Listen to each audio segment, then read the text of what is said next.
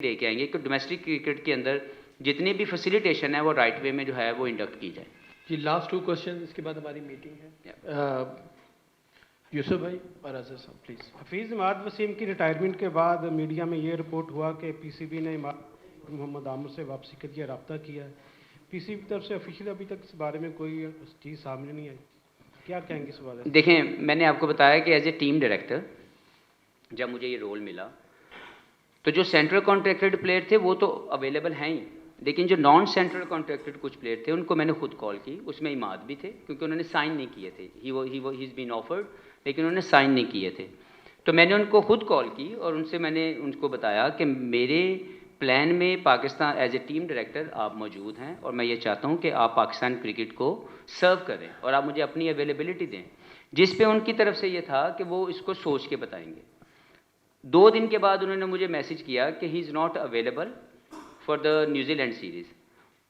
इतने मैसेज के बाद उन्होंने अगले 2 दिन के बाद उन्होंने रिटायरमेंट अनाउंस कर दी। सबसे पहले तो मैं इमाद के लिए बहुत दुआगो हूँ कि उन्होंने पहले तो उनकी मैं सर्विसेज को एक्नॉलेज करना चाहता हूँ कि उन्होंने जितनी सर्विसेज पाकिस्तान के लिए दिए, हमें बहुत खुशी है कि वो पाकिस्तान के बेहतरीन सर्विसेज दे के गए। एक ईमानदार और बेहतर तरीके से उन्होंने अपनी एग्जीक्यूशन की, अपने टैलेंट की पाकिस्तान की रिप्रेजेंटेशन के लिए, जो कि मोस्ट इंपॉर्टेंट अचीवमेंट है कि आप अपने कैरियर के अंदर कोई भी ऐसी आपसे गलती ना हो जाए या कोई ऐसा काम ना हो जो पाकिस्तान की इंटेग्रिटी को डाउन करे। तो ये इमाद की एक बहुत बड़ी अचीवमेंट है और मैं उनको प्रेज़ करता हूँ उनके कैरियर के ऊपर और उनके लिए दुआगो हूँ कि वो यहाँ से जो भी अगला उनका जो ज़िंदगी के जो फ्यूचर प्लान्स हैं उसमें वो बहुत कामयाब हों।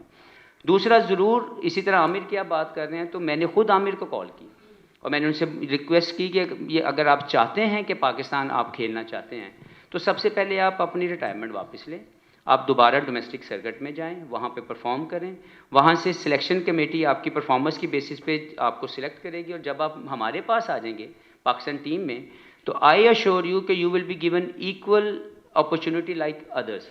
कहीं पे भी कोई तकलीफ नहीं होने वाली। उन्होंने इसके ऊपर मुझे ये बोला कि ही ऑलरेडी मूव्ड ऑन और उनकी लाइफ के अंदर जो भी उनके ज़िंदगी की जो प्रायोरिटीज़ हैं या जिनको उनको लगता है कि उनकी ज़िंदगी क्योंकि बदल चुकी है और पिछले कुछ अरसे में उन्होंने अपने लिए जो फ़ैसले किए हैं उसी के मुताबिक चलना चाहते हैं, जो कि we all have to respect कि अगर किसी इंडिविजुअल की अपनी ज़िंदगी के कोई फ़ैसले हैं तो हमें उसको रिस्पेक्ट करने की ज़रूरत है। तो उन्होंने भी यही बोला कि वो अपने आप को इंटरनेशनल लीग्स में अपने आप को ज़्यादा बेहतर वो समझते हैं कि वो ज़्यादा रोल प्ले कर सकते हैं, वो दोबारा बैक टू स्क्रैच नहीं जाना चाहते। That is his obviously decision और हमें उसको रिस्पेक्ट करने की ज़रूरत है। तो मैंने बड़ा क्लियर मैसेज ये दो और इसके अलावा भी कुछ प्लेयर मुझे जो लगे कि उनको मैंने कॉल किया है और मैंने उनको बताया है कि आप हमारे लिए फुल हमारे प्लान में हैं, लेकिन you have to get into the system, you have to perform in domestic cricket. आप अगर वहाँ पे अपने आप को अवेलेबल नहीं करेंगे तो आपको घर से बुला के पाकिस्तान की प्राइड नहीं मिलेगी। You need to get involve with the Pakistan cricket, you need to compete in the system. वहाँ से आप अपनी परफॉर्मेंसेज दें, सिलेक्टर आपकी परफॉर्मेंसेज को जज करेंगे और उसकी बेसिस पे आपको सिलेक्ट किया जाएगा। तो मेरे as a team director plan के अंदर वेरी क्लियर ये चीज़ है और मैं सबको बताता जाऊँ कि मैं हर एक बंदे को क्लियर कम्युनिकेट करूँगा। अगर उसकी कम्युनिकेशन का जवाब मेरे पास आएगा तो डेफिनेटली मैं उसको उसी के मुताबिक कंसिडर करूँगा। लेकिन अगर किसी की भी इंडिविजुअल जो है वो डिसीजन है तो वो उसका अपना इंडिविजुअल डिसीजन है, हमें सबको उसकी रिस्पेक्ट करनी चाहिए। हफीज़, अभी आपने प्रेस कॉन्फ्रेंस के दौरान बारहा एक सवाल किया कि मॉडर्न क्रिकेट आप खिलाएंगे और उसी के ऊपर रख के मैचेस जो हमारे लड़के खेलेंगे। पहली तो चीज़ ये है कि इससे पहले अभी तक क्रिकेट में जो वो मॉडर्न क्रिकेट क्या नहीं खेली गई और अगर मॉडर्न क्रिकेट है तो वो क्या है। और एक छोटा सा सवाल ये है कि आपकी तीनों फील्ड जो है बॉलिंग, बैटिंग और फील्डिंग, उसमें आप किस हद तक अपनी टीम को फिट महसूस करते हैं? देखिए, मॉडर्न डे क्रिकेट कोई ऐसी गोली नहीं है जो आप खा लें तो आप मॉडर्न डे क्रिकेट आपके जिस्म के अंदर चली जाएगी। मॉडर्न डे क्रिकेट एक इंटेंट है, एक सोच है कि आपने डोमिनेटिंग पोजीशन के अंदर रह के क्रिकेट खेलनी है, आपने अहेड ऑफ द गेम रह के क्रिकेट खेलने की कोशिश करनी है, आपने इम्पैक्टफुल परफॉर्मेंस लेके आनी। परफॉर्मेंसेस तो सारे करते हैं लेकिन अगर उसका इम्पैक्ट नहीं है तो वो मॉडर्न डे क्रिकेट नहीं है। तो मॉडर्न डे क्रिकेट में इम्पैक्टफुल परफॉर्मेंस, अग्रेसिव माइंडसेट और अहेड ऑफ द गेम रह के खेलने का जो कॉन्सेप्ट है उसके ऊपर क्रिकेट खेली जाएगी ताकि दूसरी टीम को आप तब बीट कर सकते हैं अगर आप उससे ज़्यादा इम्पैक्टफुल परफॉर्मेंसेस दें, अगर आप उससे ज़्यादा अग्रेसिव माइंडसेट के साथ क्रिकेट खेलें, अगर आप उससे ज़्यादा अहेड ऑफ द गेम रह के परफॉर्मेंसेस दें।